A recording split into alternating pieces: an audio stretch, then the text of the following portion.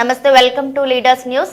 నందలూరు మండల పరిధిలోని ఆడపూరు గ్రామ సమీపంలో గత నెల 24వ తేదీ మంచాలమ్మ గుడిలో చోరీ చేసిన 2 దొంగలను శుక్రవారం పోలీసులు అదుపులోకి తీసుకున్నారు.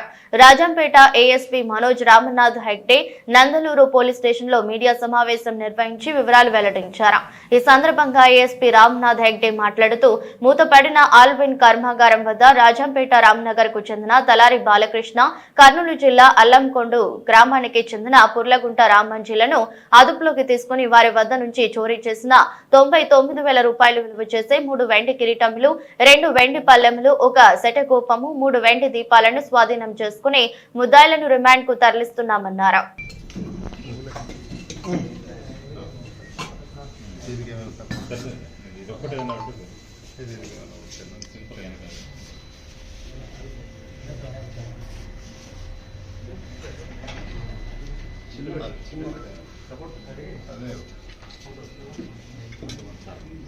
ఓకే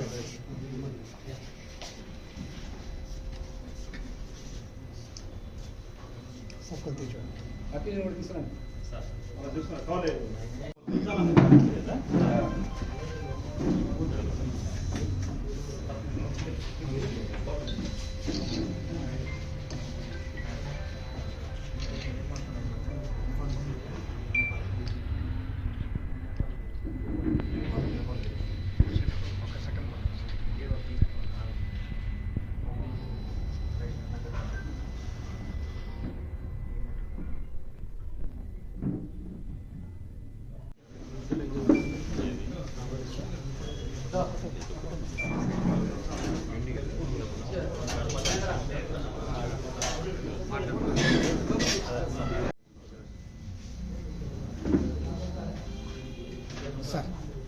ఈరోజు పాత అల్విన్ ఫ్యాక్టరీ గేట్ దగ్గర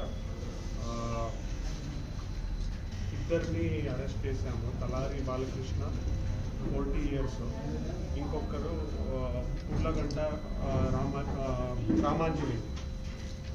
వీళ్ళ దగ్గర 1.43 kgs బరువు సిల్వర్ వర్త్